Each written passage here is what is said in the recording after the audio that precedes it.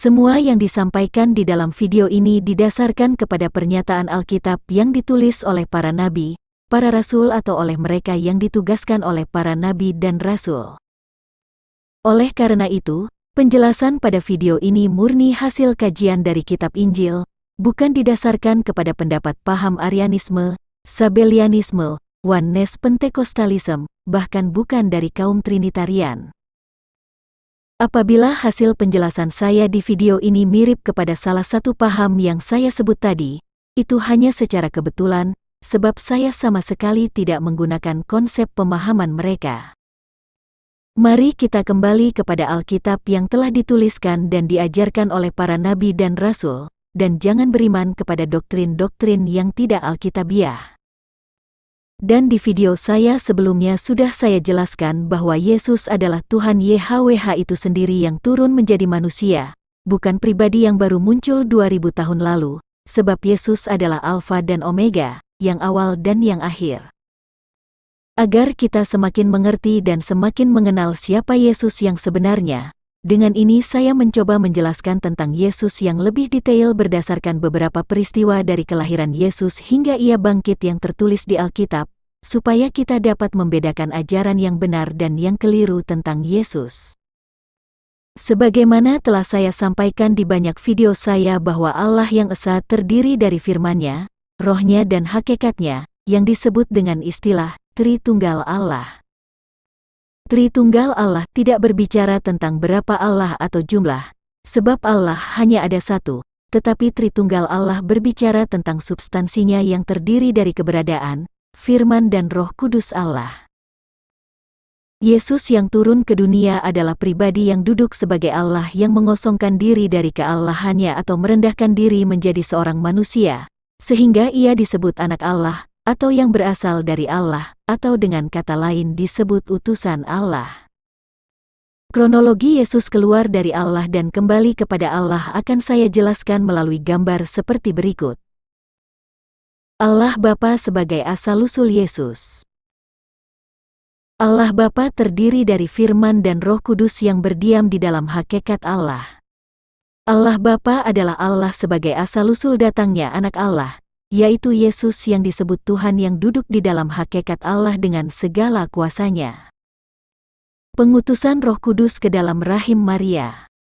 Roh Kudus Allah turun ke dunia dan menjadi manusia melalui rahim Maria yang kemudian diberi nama Yesus. Allah mengutus Roh Kudus atau zatnya Allah ke dalam rahim Maria dan menjadi manusia yang memiliki darah atau nyawa.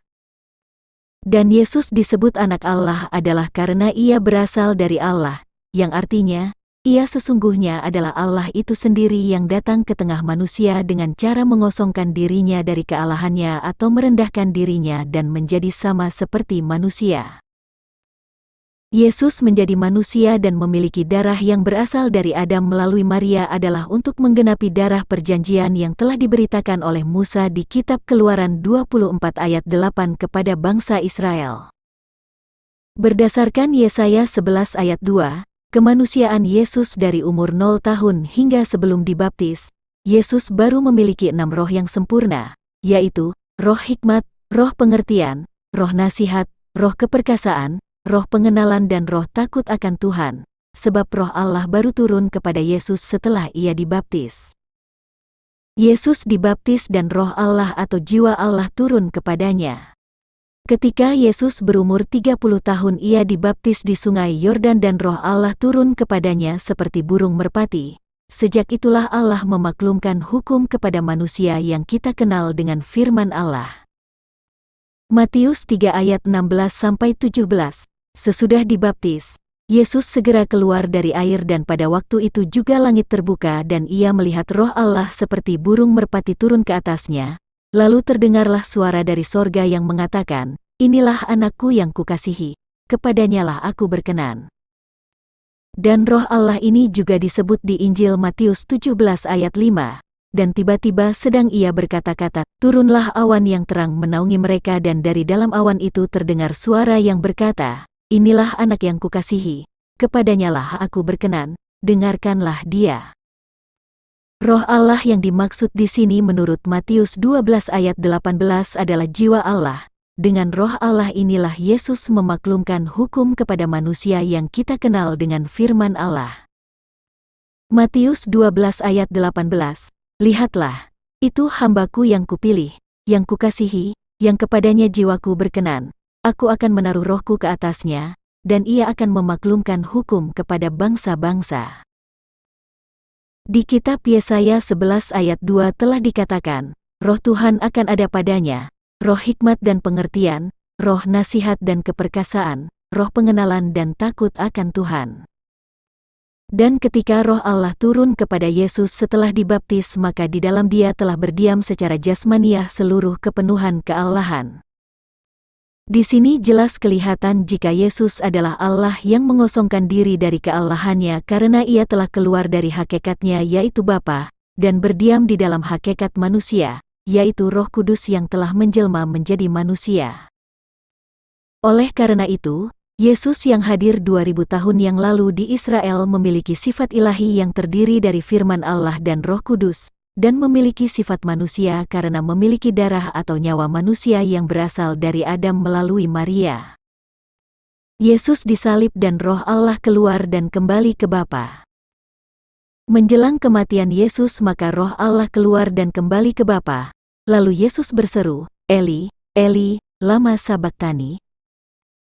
Yesus menyerahkan nyawanya. Lalu Yesus menyerahkan nyawanya dan berseru dengan suara nyaring, Ya Bapa, ke dalam tangan-Mu kuserahkan nyawaku. Lukas 23 ayat 46. Kemudian Yesus mati di tiang salib dan nyawanya kembali kepada Allah, dan seorang dari antara prajurit Romawi menikam lambungnya dengan tombak, dan segera mengalir keluar darah dan air. Setelah itu tubuh Yesus dikubur.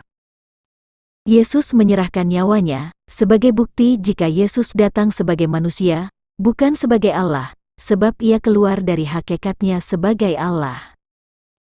Yesus bangkit dari kematian. Pada hari ketiga setelah Yesus dikubur, jiwanya kembali, lalu Ia bangkit dan menampakkan diri kepada murid-muridnya. Ketika Yesus bangkit dari kematian tentu Ia hidup bukan secara jasmani manusia, sebab darahnya telah tercurah sebagai kurban persembahan untuk keselamatan manusia, tetapi Ia bangkit dalam tubuh rohaniah, sebab dari sana asal-usulnya. Alkitab berkata, dan debu kembali menjadi tanah seperti semula dan roh kembali kepada Allah yang mengaruniakannya, Pengkhotbah 12 ayat 7, sedangkan Yesus bukan dari debu tanah seperti Adam, tetapi Ia berasal dari Roh Kudus. Tubuh kebangkitan Yesus menurut para rasul. Yesus disebut menampakkan diri, silahkan baca, Markus 16 ayat 9, ayat 12, dan ayat 14 dan Yohanes 21 ayat 1. Yesus sempat tidak dikenal, karena terjadi perubahan wajah dan penampilannya.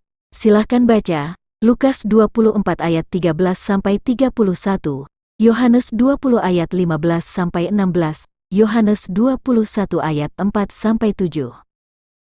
Yesus muncul tiba-tiba di dalam ruangan yang sudah ditutup. Silahkan baca, Lukas 24 ayat 36-39, Yohanes 20 ayat 19-20. Paulus bertemu dengan Yesus dalam wujud bercahaya, ketika ia di perjalanan menuju Damsyik. Silahkan baca, Kisah Para Rasul 9 ayat 3-6, pasal 22 ayat 6-8, dan pasal 26 ayat 13-15. Yesus naik ke surga dan kembali kepada Bapa atau asal-usulnya. Setelah 40 hari dari sejak bangkit, lalu Ia naik ke sorga untuk kembali ke Bapa, ke dalam kemuliaannya semula dan menerima kekuasaannya kembali. Dari ilustrasi ini jelas kelihatan bahwa ketika Yesus kembali kepada Bapa maka Ia kembali menjadi Allah Bapa, lalu kemudian Ia mengutus Roh Kudus untuk menyertai murid-muridnya dan memberitahu apa yang diterimanya dari Yesus. Tetapi ada sebagian kaum Trinitarian yang berpendapat jika Allah punya 3 kesadaran, Allah Bapa sendiri, Allah Roh Kudus sendiri, dan Allah Firman sendiri. Paham mereka ini sebenarnya adalah paham yang sudah terkontaminasi oleh ajaran Triteisme, yaitu Allah Bapa, Allah Anak dan Allah Roh Kudus. Padahal Yesus yang datang ke dunia adalah dalam hakikat sebagai manusia, bukan sebagai Allah. Ingat, 2 Yohanes 1 ayat 7, ia disebut anak Allah sebab ia keluar dari hakikatnya sebagai Allah, dan ia menjadi manusia dengan cara dikandung dari Roh Kudus. Lalu setelah ia dibaptis Roh Allah atau jiwa Allah bersemayam di dalamnya, oleh karena itu, bagaimana logikanya ia disebut Allah anak sedangkan ia adalah Allah itu sendiri yang menanggalkan keallahannya? Dan sebelum Yesus naik ke sorga ia berkata, "Semua telah diserahkan kepadaku oleh Bapa-Ku."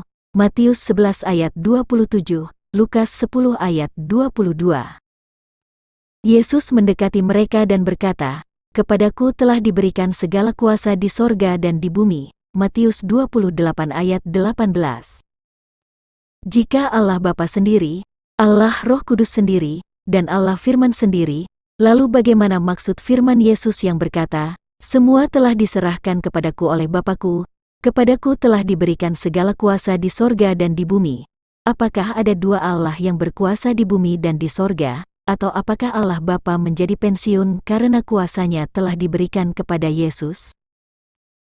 Jika Allah Bapa sendiri, Allah Roh Kudus sendiri, dan Allah Firman sendiri, bukankah di dalam diri Yesus kedua substansi dari Allah Bapa yaitu Roh Kudus yang telah menjadi daging dan firman-Nya telah bersemayam di dalamnya, sehingga ia disebut di dalam Dialah berdiam secara jasmaniah seluruh kepenuhan keaulahan?